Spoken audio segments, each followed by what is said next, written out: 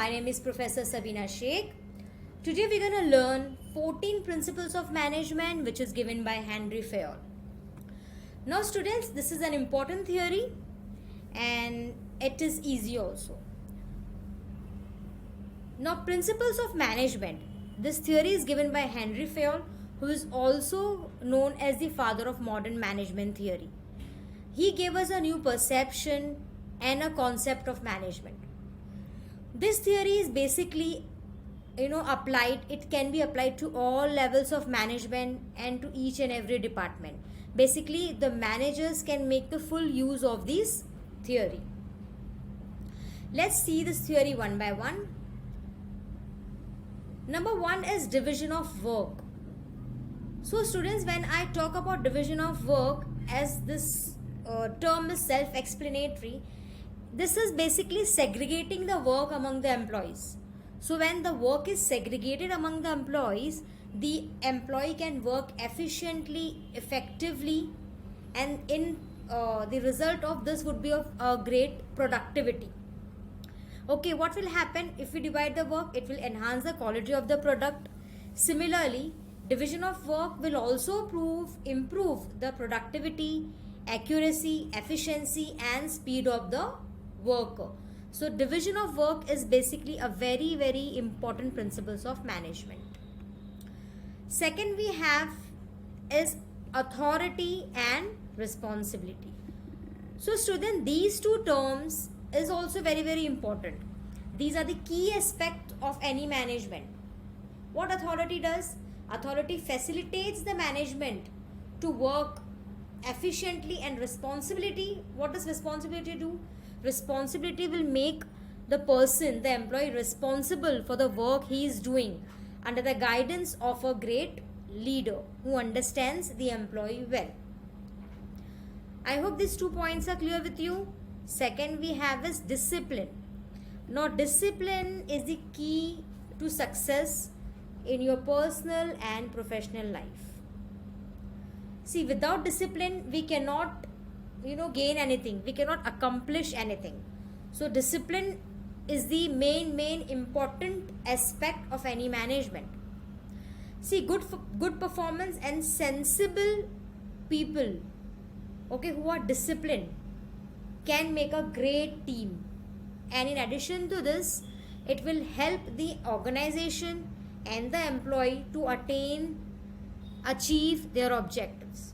Also, employees' good behavior, what will happen if the employee is behaving good in a disciplined manner? It will help them smoothly build and progress in their professional careers and achieve whatever they desire. So discipline is basically a key to success, you can say. Fourth we have is unity of command. Now student, this is also a very, very important concept. Why this is important? What does this mean? It simply means that an employee should have only one boss and he will follow his command. See, normally what happens is there are certain hierarchy which we follow. Okay, but that hierarchy needs to be followed. But basically, see, when in any corporate, when you work, basically you have a one immediate manager to whom you need to report. You cannot report to multiple managers together. So unity of command, what happens is that employee should have only one boss, with whom he should directly report. See, he may have multiple bosses, but the reporting should be ideally one. In most of the scenarios, the reporting should be one. What happened is, when you have a one reporting, so the understanding is great, and there is less conflict, okay, and there is less confusion which are created. So unity command is also an important aspect. Next we have is unity of direction. Now when we talk about unity of direction, students, any person who is engaged in same activity should have a unified goal or should have a common goal. Okay, when your goal and organizational goal matches, then nothing can stop you to achieve your desired target and goals. Nothing can stop you to be a successful person. Okay, this simply means, what does this means? A person working in a company should have one goal and motive, okay, which will help his work to get easier, and in turn it will also help the organization to achieve their goals simultaneously. Understood? Now talking about subordination and level of interest, that is a sixth point, a sixth principle. What does this shows? It basically shows that company should work unitedly towards the interest of company, okay, rather than working for the own selfish interest. See, we all work for money, but apart from that, there are certain things which we need to understand as an employee. Okay, when we are working in an organization, we should make sure that we are working towards the interest of that company and not against the interest of the company. Okay, this basically what happens is this is applicable to the whole chain of command in any organization.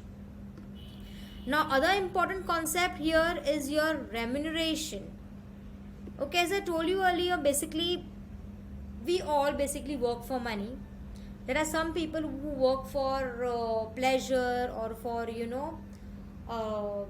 just to pass their time, but usually this is not the case in corporates, or you can say even in non-corporates also. Basically most 99% of the people, they work for remuneration, as far as my knowledge is concerned. This also plays a very, very important role. Okay, what happens, this will motivate the workers of the company. When you are paid well, when you have this monetary benefit, when you have this non-monetary benefit, they both helps the employee to build their motivation level, to increase their motivation level. Okay, what will happen when the employee is motivated and when he starts working, the result is really amazing. This benefits the employee as well as the organization. I hope these 7 points are clear with you. Now talking about the 8th point, that is your centralization.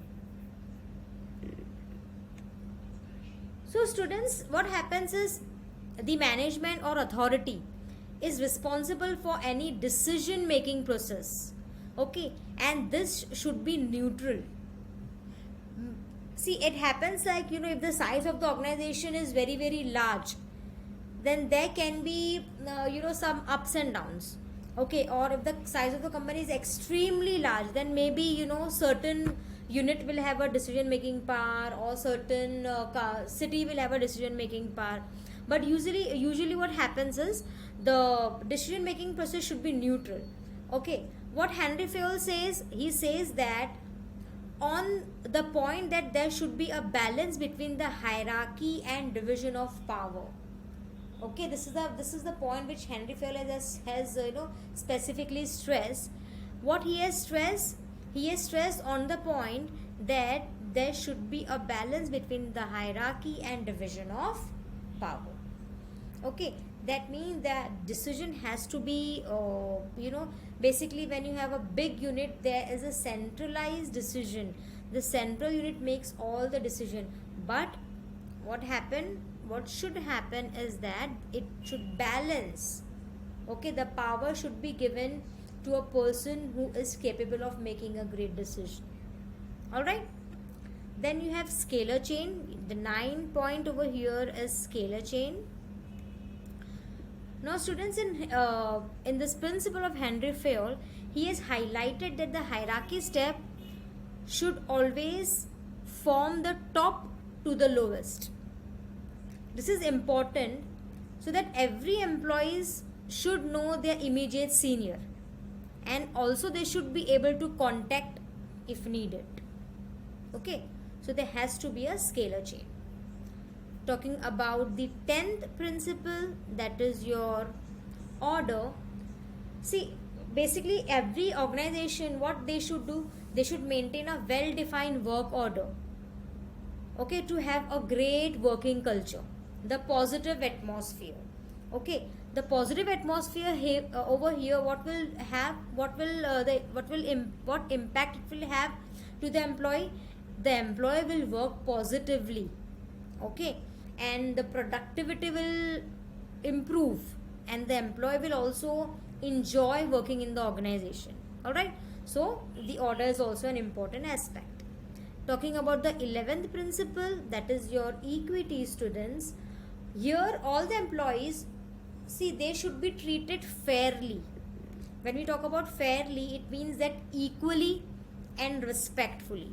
Even a peon, even a clerk, or even a supervisor, as compared to CEO, or as compared to the higher management people, everyone should be treated equally and respectfully. Okay, there should not be any discrimination of any sort. This is the only meaning of equity. Okay, if such favorable conditions is there in an organization, then definitely that organization and the employees will prosper. I hope all the 11 points are clear with you.